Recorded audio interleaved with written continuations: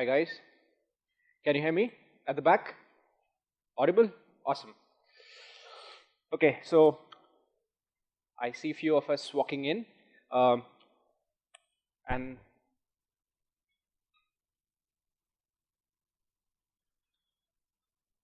so how was the lunch? No response? Like it was pretty good. Already, okay. So in this talk, we will talk about how many of you are game developers? Game developers? Oh, web? No one, no one, no one, no one. Okay, that's not so good. But what we'll do is we'll try and keep it as simple as that. How many of you are JavaScript developers? Okay, so all of you can be a game developer at the end of the session. So that should be our goal now. Okay, and we will use absolutely all these tools that we will use is free of cost available, and it's an open source library that I'm going to talk about. So you can use it from any of the dev environment that you have set up right now, and you can create beautiful games, and you can sell that. You can package that into native containers as well. You might have heard about Cordova, or you can do it in different ways. Cordova is one of the ways, but you can actually put it on store as well. So in this talk, we will check that out, how we can do such stuff, and we'll also understand how many of you know about WebGL. WebGL. Okay, so all of you know about it, but you probably haven't used it. Used it as in developed anything on top of that. Okay, so a little bit about me before we get started. I'm Abhishek, and I work as a technical evangelist at Microsoft, and that's where I tweet, Narayan Abhishek. So any questions post the session, you can tweet me over there, and I'll respond back. Right? And a thing which I missed out, and why I'm a game developer. So I'm basically a geek, and not just on a particular technology or a product, but anything which interests me. For instance, a couple of years back, Node interested me, so I probably looked into that. So whatever sounds nice, I just have a look into it. And game certainly was one of the things which I play a lot. So it made complete sense to look into some of those libraries which is available for gaming or 3D development, which people can use. And primarily, I work on web games, and and a vivid gamer. Talk about any game with me. Right? So in today's topic, we'll talk about 3D accelerated graphics with HTML5 and WebGL, and how this thing came into picture with the standards. That's awesome, and which will work across devices. And then we'll talk about a library called Babylon.js, and we'll move to Babylon only when we understand the complexities of WebGL. So we'll start with that, and then we'll look into performance considerations. Not a lot of gamers here, so I'll try and skip that part. This is primarily focused for when you're creating a 3D game and you really want to boil down to performance stuff so that it works on even the simplest or the cheapest of the Android phones. So you would look into such considerations, but that's okay now. We'll just learn how to write 3D code here or render 3D graphics here. Right. So this is the section 1, and all of you know about it. WebGL is a JavaScript API based on OpenGL ES2 standards, and it was standardized by Chronos Group, and it works perfectly well with Cordova. I have tested it, and I have deployed it on Android tablet as well, which was Lollipop. So it just works really well there, and it works across browsers. Whoever follows the standard, all the standard-based browsers, Mozilla, Chrome. You see this E sign? What's this? Any guesses? Wow. Okay. So that's not Internet Explorer. That's a browser called Edge, which came up from Microsoft. And the intention of this browser was to always keep updated, just like an app which comes from a store, just like Chrome, so that we can push in weekly updates with the web standards. So this certainly does better than what Internet Explorer did earlier. And let's get into WebGL and what you need to do while you use WebGL. So all you have is a canvas, HTML canvas, and then you need to do everything. You need to create shaders. So how things work in a game. Can someone guess what's the basic element or geometric shape using which all 3D objects are made up of in game? Triangle, triangle, that's correct, right? Triangle. So imagine if you see a 3D human being in any game, it's actually composed of small triangles, right? And what you need to know about is the vertex, where you place that triangle in 3D and you place multiple of those triangles, and then you finally make any geometrical shape.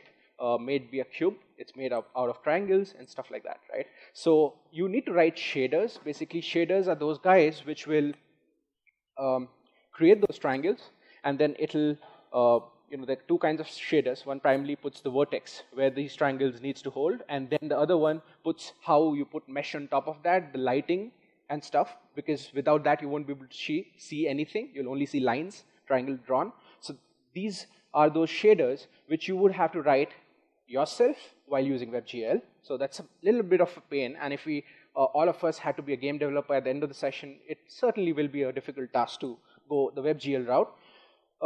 You have to work on geometry. You really need to be good at maths. That's my learning. So I should have done a little better while I was in my school.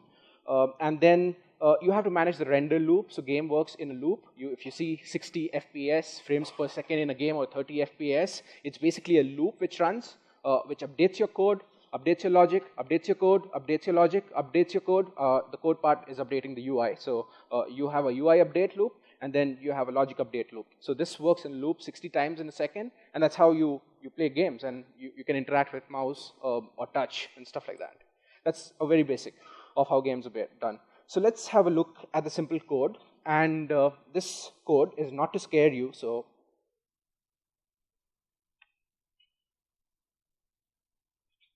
when I looked into WebGL first, it was a little scary. I thought game development is like real far away. And the tool which I'm using here is just for my comfort level. It's Visual Studio. There's a community version of Visual Studio which is available for free. You can use that as well. And this gives you a very nice, I would say, debugging experience for me. I'll show you that later. So that's why I use this. But you can absolutely use any code editor, anything, Notepad++, Sublime Text, anything with WebGL, or rather the Babylon library that we'll talk about. Right, so what you see in this project is I have a very simple two files, index.html, index.js, and in the HTML file, we start with a script. You see a shader VS, a script, shader FS, two different shaders here, and which will do a lot of mathematical calculations on where to. Okay, I'll probably zoom in. Is this fine? Okay, or let me do this.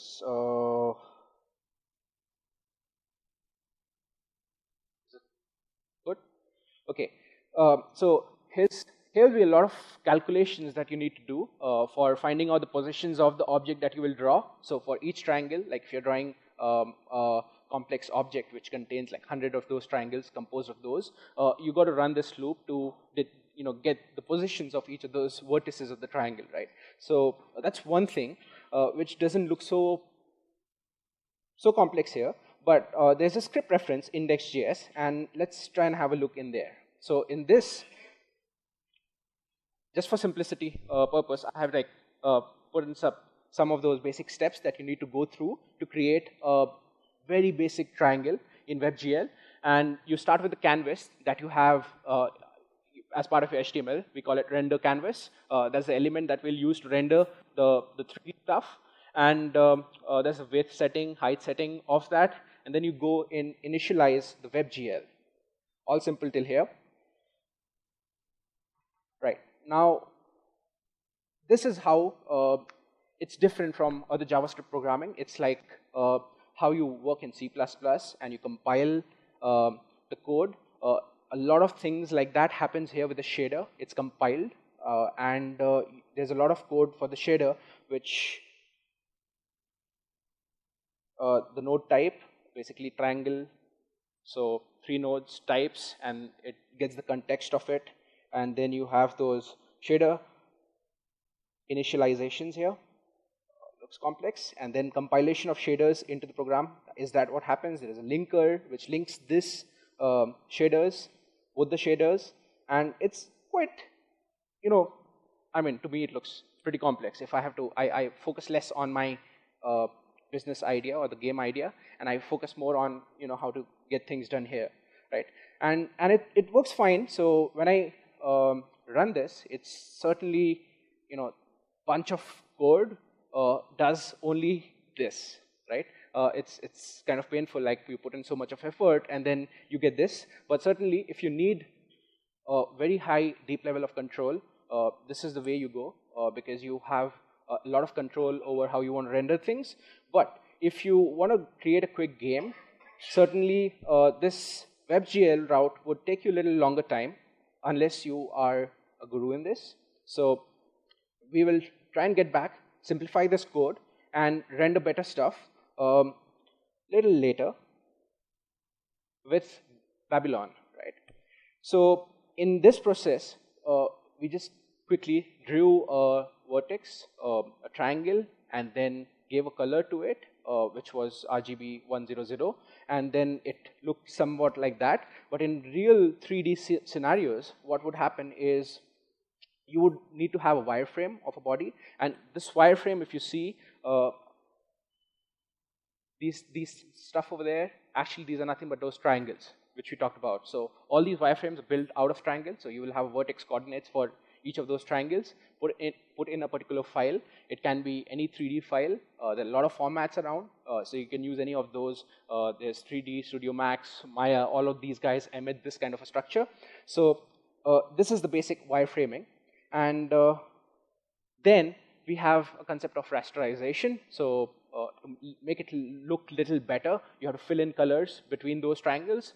And then there's a process of flat shading. You give flat colors to that, and it looks exactly not like this. It looks a little better than this, but on the projector it's coming as this. But you do this flat color shading in each of those triangles to make it look more real, and then you do a garage shading. It's a guy who invented this shading, and which kind of blends those triangles and makes it look real good.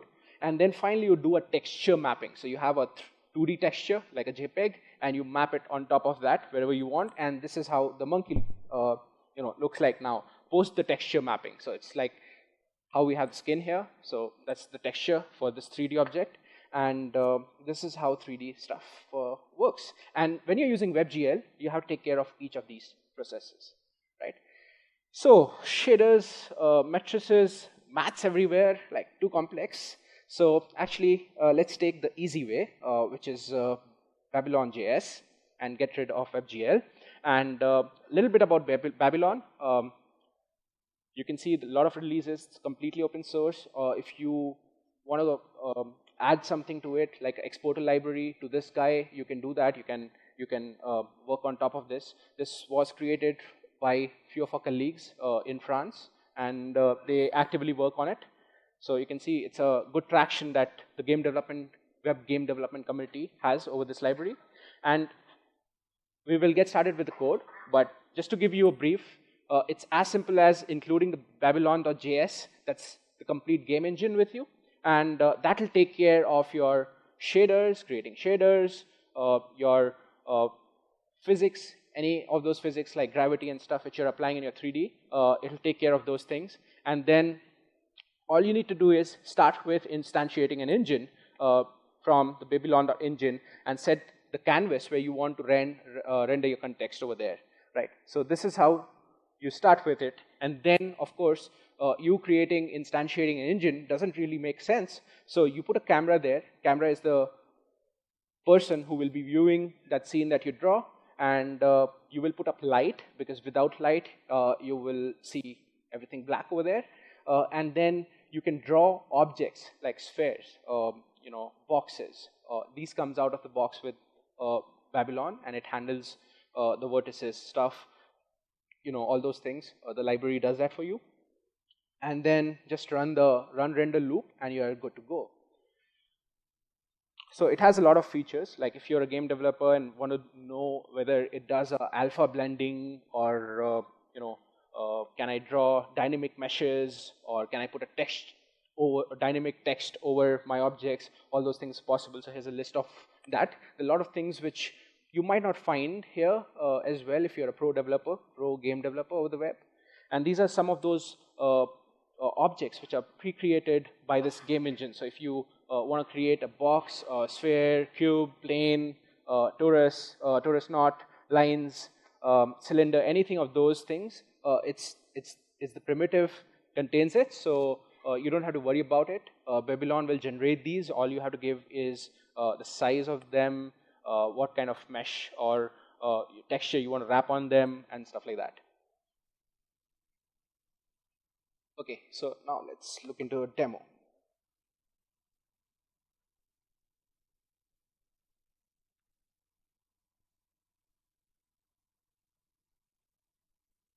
And before I get into demo, well,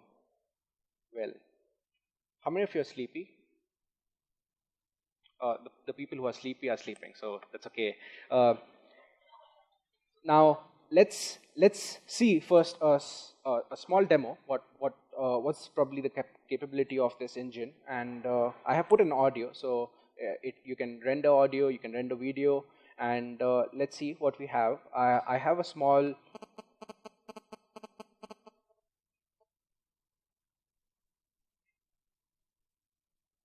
scenario, a 3D stuff built in this code, and what it does is a designer was the guy who actually built this whole 3D space, and what this game engine is doing is it's importing that 3D stuff built by a designer using there's so many tools. There's one free tool called Blender. You can use that to create these, and I'm just importing that guy and instantiating it with a Babylon.js game engine, right? And on top of that, we will add a few interactions, like on tap, click, those kind of things here. So now let me just add some volume here.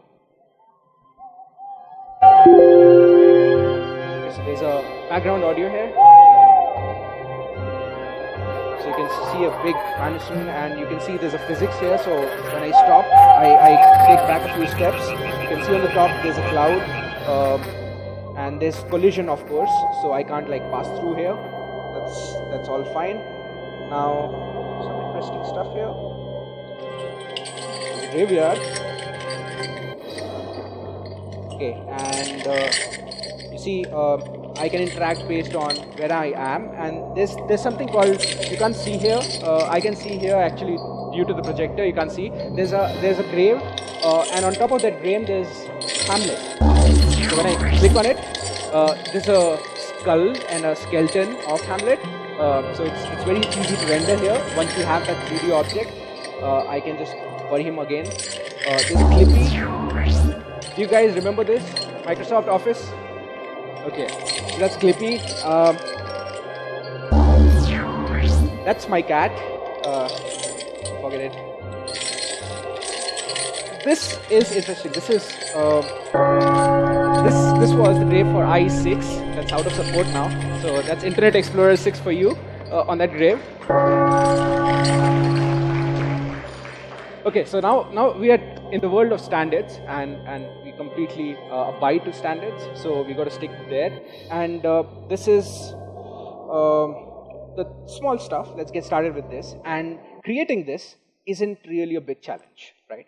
And if you look into the code, we start with initialization. So we'll get back to this code a little later. Let's start creating some stuff for now.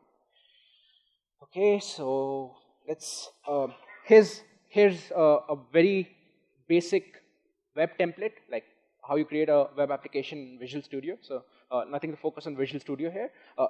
It's nothing inside it. So when I run this right now, it does nothing. I'll start with instantiating the library itself. You see, there are two Babylon libraries, .js. I mean, I just had it here for your clarification. If you use the unminified version, the max.js, you will get proper intelligence with it, so development becomes much easier. So I'm going to use that here. So that's all cool. Now let's start with canvas.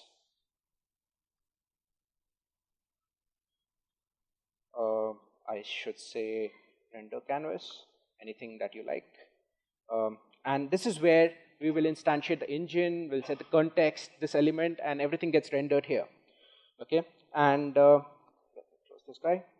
Now, this is all good. Now let's start with my scripts where we will start initializing the engine. So let me write the script code, and let's start off with an engine. Let's call this, you can call this anything. We'll call this as engine, new. I get this beautiful IntelliSense here, dot engine, and I can just go ahead and mention where it needs to render. So you can see the IntelliSense, if you can't read it, like just helps me out while I code. So it says HTML canvas element, canvas of type canvas. So I know that this is the canvas which I created on the top. So I'm going to give that render canvas. And then there is an anti-aliasing which you can forget for now. That works. That's just to ensure that it works on all browsers. We are done with the engine instantiation. Now let's start with creating a small scene. So I'll just go type. Okay, let me just go a little bigger here for people at the back. Okay. Similarly, I will just go ahead and create a Babylon scene, and I will pass in Babylon.engine. So whatever engine I created, so I can have multiple engines if the need be, or I can have multiple screens when I have level 2, level 3, level 4 game. So I can instantiate, I can put an engine to this, so which is the one which I created above, does this, right? So we're done with the scene. Now the important stuff is what you see is the camera. So I got to set the camera now. Camera equal to new Babylon.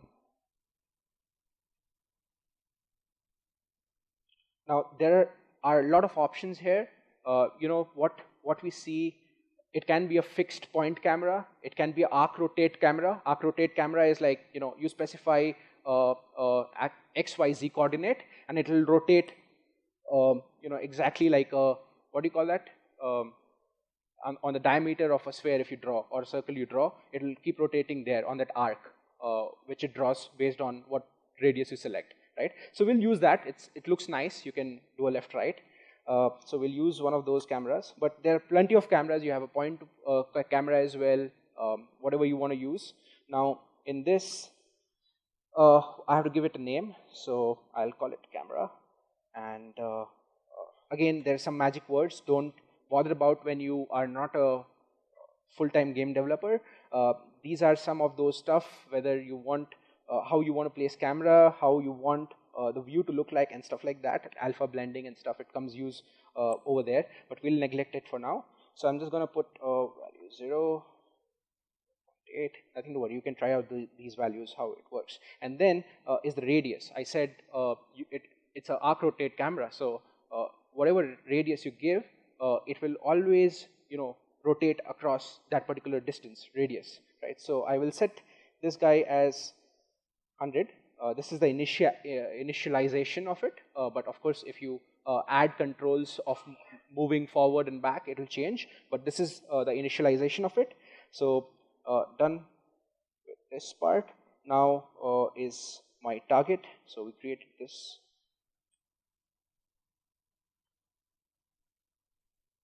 So I will give a 3D target, vector 3, and where you want this camera to be there. So we will set it initially maybe .0. Or you can place it at any vertex you want in 3D. Right now it's just 0, that's okay. And then pass the scene here. So we create a camera, all good. Now the next step is, if you want to control, like move back and forth, you will have to attach a control to this camera. So we will just do that. Camera attach control, and you are attaching, and you specify which HTML element. We are using render canvas here, so just set that guy. So which means now you will be able to interact with the camera in the sense you will be able to use the default movements of the mouse. Also, we will enable touch, so you can use that now. Without that, it will be a fixed cam. You can't move it here and there, right? So based on whatever the requirement is. Now, let's set up light quickly. New on dot. Again, in light, you have a lot of other options in what kind of light you want to set out to.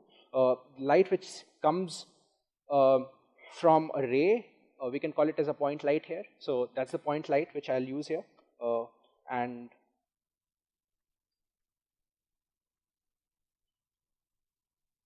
set the name of the light. It can be anything, and the position of the light. This is pretty interesting. Now, this is where you would say, I want my light to be coming from, right? So it's very important. If you want to make it look like sun, you place it real far from the object. So we'll just go ahead and create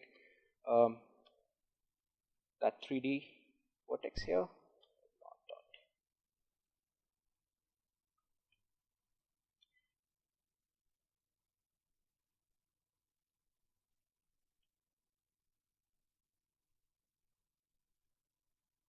Vector 3 and specify maybe 20 or 20, and that's fine, XYZ.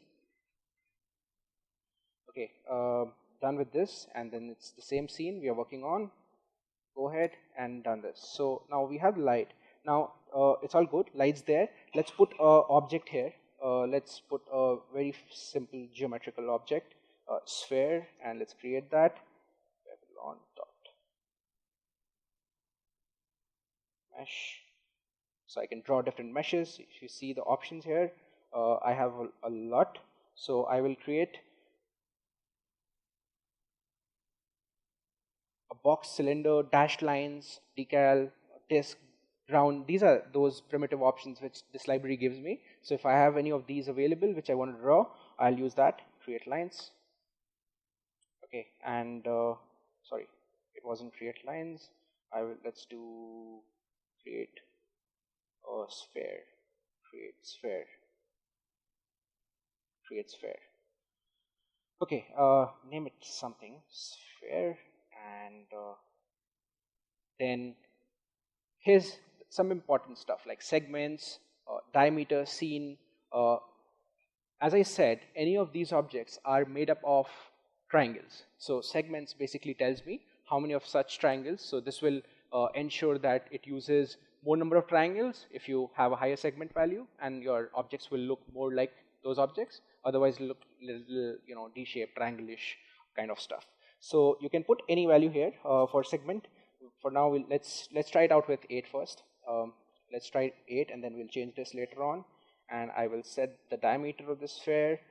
All good. And then finally use the scene where we'll render this. Okay. Now another important stuff is this will be a sphere, but we don't have a material, so we'll create a material, a standard material. Sphere is, as I said, it's just like a mesh. It doesn't look. It just looks like wired diagrams. And if you want to make it look like real sphere, we'll have to add a material to that. So just go ahead and create a new material.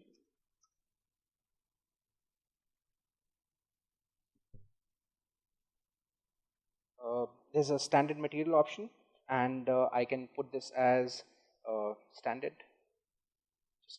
So I can have different materials part of the same scene. Good. We're there with materials. Now I would want to have a color to this material as well. So we can put any of those diffuse colors, like for instance, I can put a diffuse color on top of this material, and it can be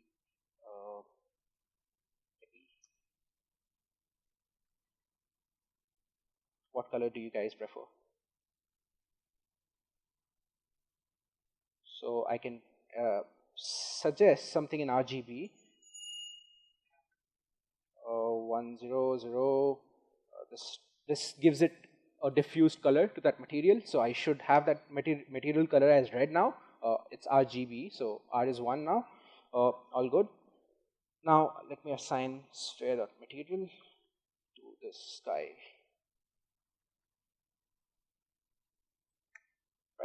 And let's start with the render loop. Engine run render loop, and we will use an anonymous function here.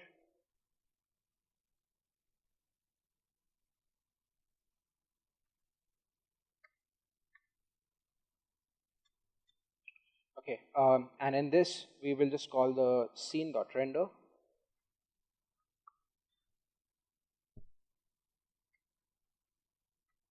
Okay, I think this is good. Now we should have something running. Let's try this out.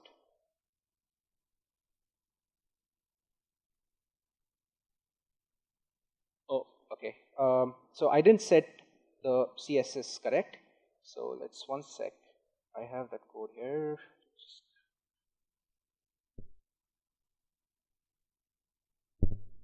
This is just to set body HTML width 100%, height 100%, and touch action none, so that I can go ahead and interact it with touch as well. So the browser doesn't use its own libraries here for touch, right? So now what you see in the front is we didn't draw a plane where to keep this sphere to, but we fixed this sphere, so there's no movement here. Now what you see here is I can actually go ahead and rotate the sphere, right? And you can see the light I used. This is a arc. This camera, what we used here, we can go ahead and rotate the camera. So actually, it's the camera which is rotating while I move this, and I can also go inside, zoom in this particular 3D object. So it's a proper 3D. But what you would see is the curves of this sphere. Looks like it's an image, or it doesn't look that great, and it's because of that stuff. Which we talked about. Let me just go and change this to maybe 16 segments. That just adds, it eats little more memory for sure, because drawing more triangles there, but it'll make it look better. So now when I run the same guy in here, now you see the finish of that is much better than the previous time. I can rotate around this and stuff like that. I can interact with touch as well if required. So this is interacting with touch. It works fine, right? So this is how I draw a basic sphere. Now if I have to go, and this is just like 7-8 lines of code, instantiate engine, scene, objects, if you have any geometrical objects, put light on top of that, and it's very basic maths, not much here. And you can build this. So this is the real advantage of this guy. And I have a few stuff which I'll not. So now let's come back to the previous one where we had 3D content coming from somewhere. And this is that code. And if you look at it, it doesn't look complex either. It has the same styling, just to make it full screen. And it starts with the canvas. And what we are doing here is we are doing a scene loader, because it's 3D scene created by a designer using any of those 3D tools. It can be a renderer, and we are just importing the Madison.Babylon file, which contains all the vertex details, drawing details, images of that scene. So we are just loading that guy into this engine, and we are adding events for key up, so that we were going up and back. Basically, we have to move the camera forward and backwards, left, right. That's what we were doing it. And it's very simple if you want to apply gravity. Otherwise, what might happen is you might just go out of the box, up, down, right? So all you do is, in the same cam code which we wrote earlier, you can do a apply gravity, check collisions. Check collisions will ensure that you can't pass through an object. It'll always collide with any other collision objects, right? And that's all it does. Finally, it attaches the camera to the scene. So it creates that same stuff because it had a Madison.Babylon file which had the 3D assets in it, right? So you can take it that way. But if you don't have it, you can build all the geometrical objects that you have. You can even put texture on top of that. Now, before I finish, I'd like to show you. There's a beautiful playground. This is the tool I was talking about, Blender, and actually, this is a Babylon.js playground. This is available online, Babylon.js-playground.com. You can go right here, and you can edit, you can play, instantiate the engine, and you can see it here, and you can make some changes here. This is a scene with a texture and a height map. Height map is lets you draw something of these things. So it's basically a world map, what you see here. And you can actually go ahead and play around with this. Based on height map, it has added the texture of the world map on top of that. So it looks like this. And you can start with simpler basic scenes if you want to learn that. So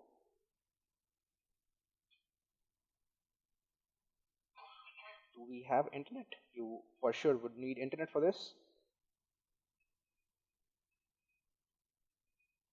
So this is a nice place. If you haven't yet set up a Babylon.js file locally, you can use this playground. Nice place to learn, see different stuff, play around with the code. Now let me quickly come back to the slides before we close for QA.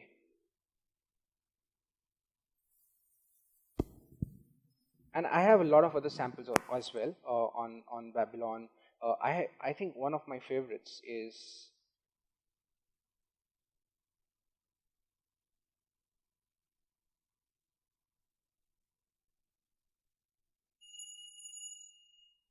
okay. I have all these samples which we did, and you can always use that. This is for collisions and 3D multiple balls falling here with the collisions engine working with Babylon code. So you literally have to do nothing, just to add the different elements as colliders, and that it takes care of. Right. So I'm open for questions if you have any. And Babylon.js playground, you have all the resources out there for learning it as well.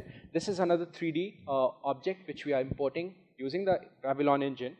And I have a question here. Yep. Yeah. So actually, I want to ask, like, how much resource is this using?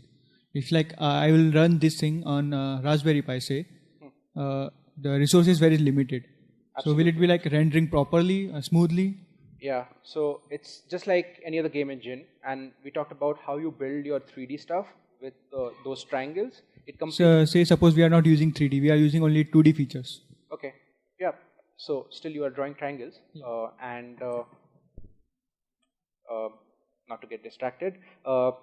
So it completely depends on how accurate you want your 2D things to look like, and I can play around with those number of triangles, and reducing that helps improving your performance. So it doesn't add a performance overhead on top of WebGL. It only tries to make it more performant in terms of doing better garbage collection. Won't there be like a RAM issue? In any 3D, there will be a RAM issue. Like when you're working natively with WebGL, and if you're not doing a GC properly, there will be a RAM issue, right? Each of these assets, it completely depends on this. If this asset is 20 MB, how can I make it less than 20 MB? I cannot. Right? I have to load that here. So my whole game with all interactions now will be 21 MB, right? So if you want to cut down on that, as the designer, you have to ask, boss, give me an asset with less number of vertices and it should be lighter, right? So it's not the developer. Developer can optimize it from GC side, how I ensure that I create less JavaScript objects and reuse more. That helps me out. But Babylon as an engine does that for you. So you don't really have to worry about performance here. So this is a nice looking skull. Hi. Right? So you can use it. You can zoom in it. This can be scary. Right? So right now, frames per second is very low because it's running in a debug mode with VS. So there's a debugger which keeps track of it. But if you run it in release mode, it'll be much faster here. Okay, to help performance, it certainly, if you are new game developer, helps you out with ensuring that GC and stuff works more efficiently. The engine does that for you, right? So, but your question to make it work on a low-end Android device completely depends on what assets you're using. If you're just using geometrical shaped assets, for sure you'll never have performance issues. The moment you start importing more and more 3D assets is when the issue starts creeping in. You had a 2D game, so it can work with geometry there. Hi. I had a question about this. I think you have heard about Phaser and 3JS, right? Yep. So I was wondering, what are the strengths or weakness of Babylon when compared with 3JS? My specific use case scenario will be to implement specifically 3D models for web VR stuff, which I know is not there in Edge yet, but yeah, for those purposes. So it will interact with a lot of other APIs out of a browser. And in that case, or in any normal 3D cases where there will be heavy intensive 3D rendering going on, but like machine is not an issue, resource. In that case, what will be the strength or weakness? Comparing with 3JS and Babylon. Okay, I haven't done a comparison of that yet, but when you mentioned about your scenario of interacting with any applications, this guy works in well. We have integrated this with many enterprise-grade applications to render 3D as well, but I don't have a direct comparison with the other library you mentioned about.